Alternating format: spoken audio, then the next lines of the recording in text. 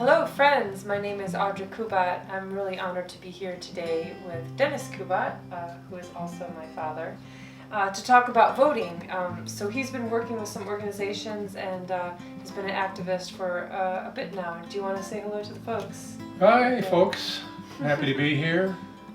For the past 3 years I've worked with getting out the vote, and really this is an evolution of that.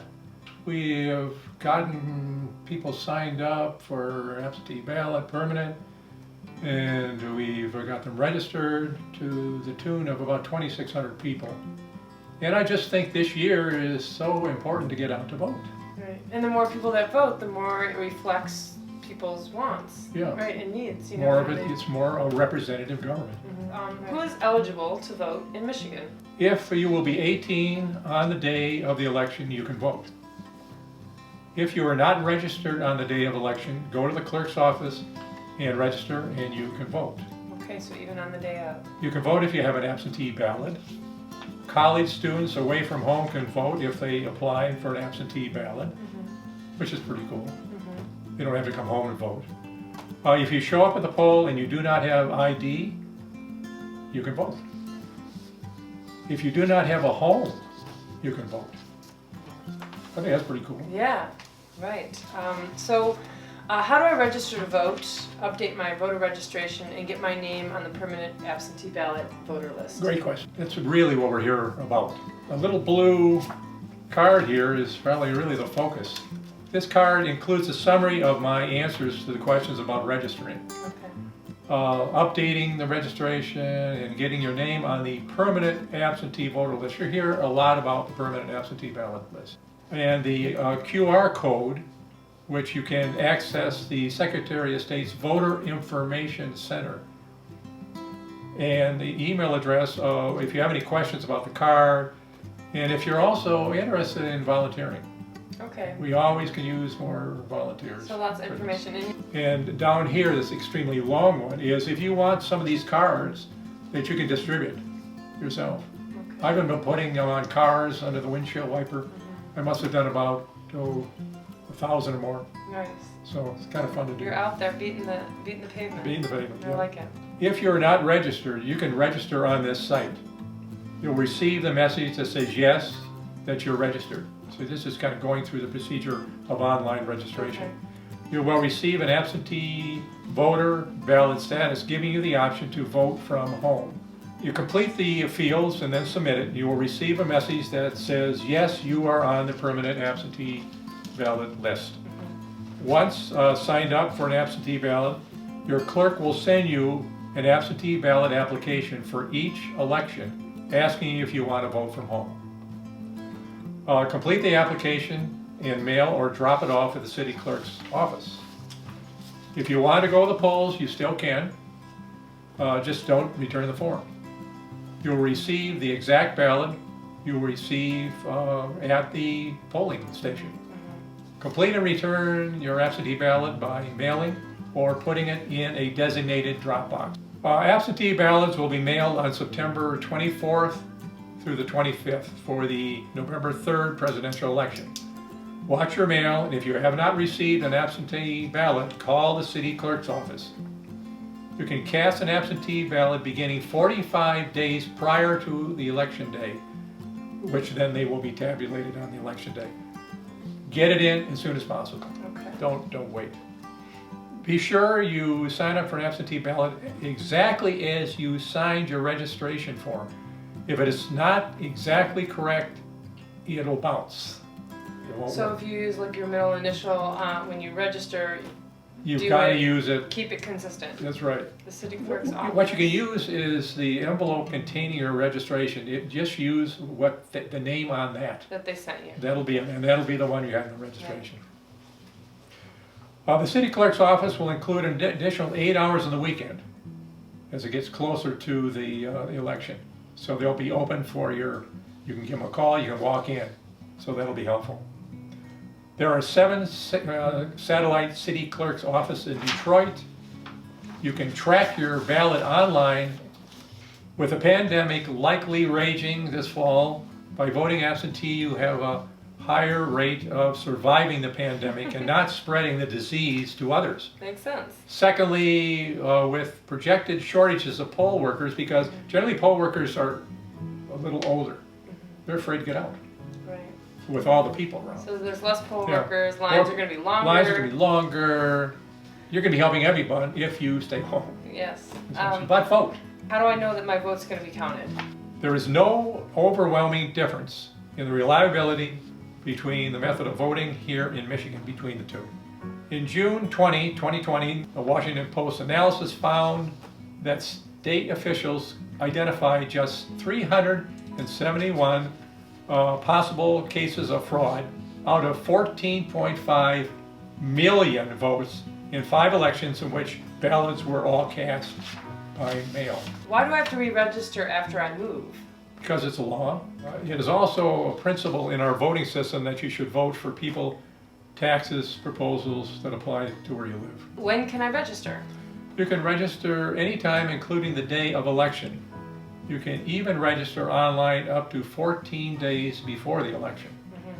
After that, you must register at the clerk's office. There are 7 satellite city clerk offices in Detroit. You can also register at the Secretary of State's office while conducting business there, which is nice and convenient. What if I get to the polls and I don't have my I don't have my ID? You don't need it, Okay. okay? But if you have it, bring it with you. Provide it to the poll worker when asked. If you do not have an ID, photo ID, with you, you can sign a brief affidavit and vote. But when they check that out later, and if the signatures on your registration and the signature that you put on the affidavit don't match, that ballot will be Annulled. annulled. Okay. Yeah. So once I sign up for an absentee ballot, must I always vote that way? Nope. When you sign up to get an absentee ballot, you're only signing up for a specific election. Even in the case that you can choose to vote at the polls if you want to. If you sign up for the permanent absentee ballot, you will get an application before each election. The potential voter chooses whether to turn in the application or not. And even if you filled it out and you still want to go in, you can take it with you, they'll rip it up, and Okay. you can vote there.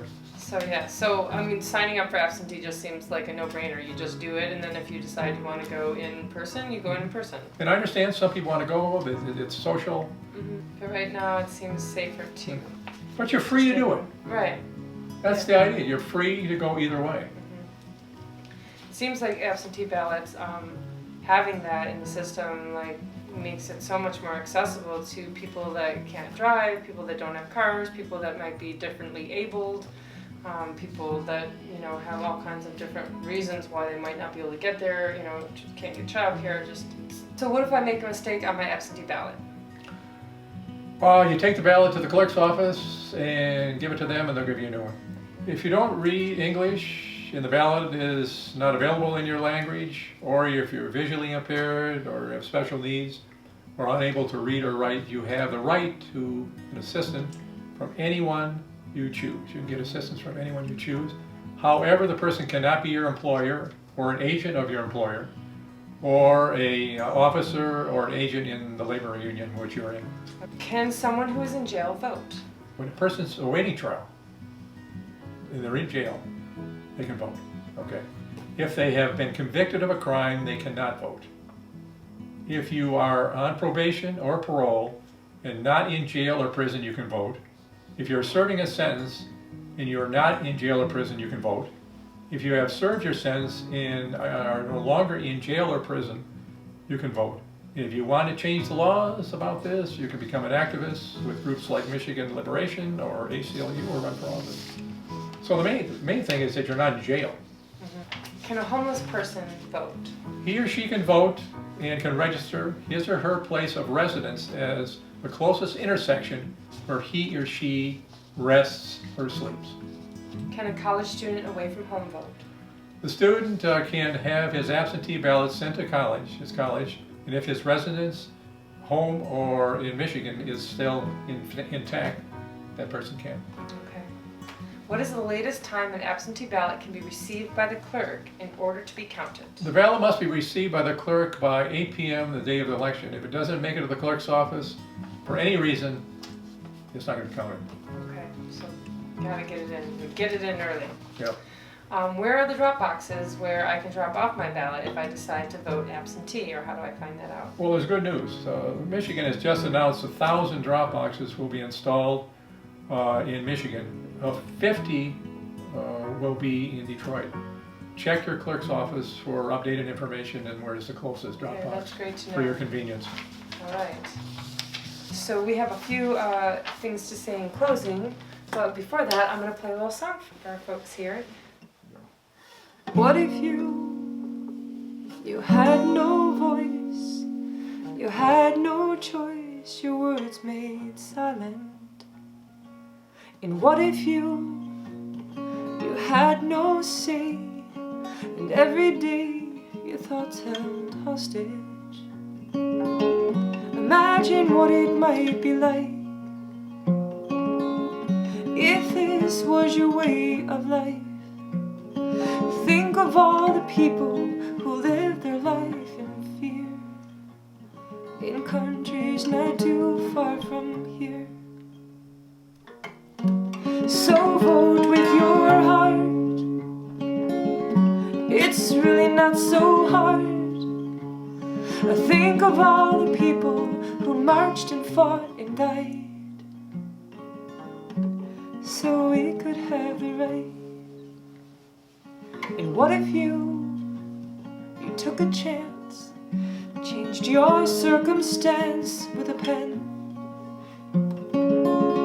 Imagine what it might be like if this was your way of life. Think of all the voices that you'd begin to hear in this country we hold so dear. So vote with your heart, it's really not so hard. Think of all the people who marched and fought and died,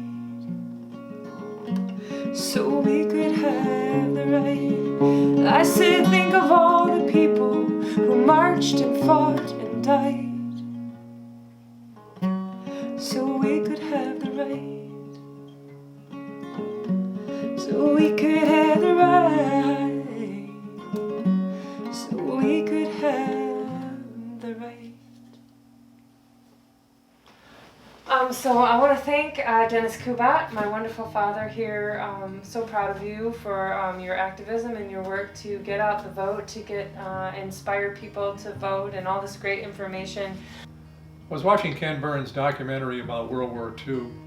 At the end, he said there was 350,000 American soldiers that were killed in the war.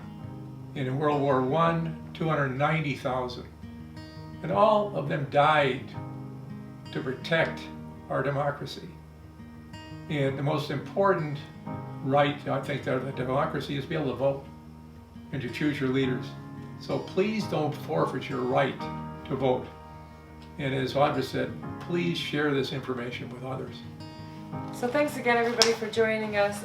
Again, my name is Audra Kubat. This is Dennis Kubat, and please get out and vote.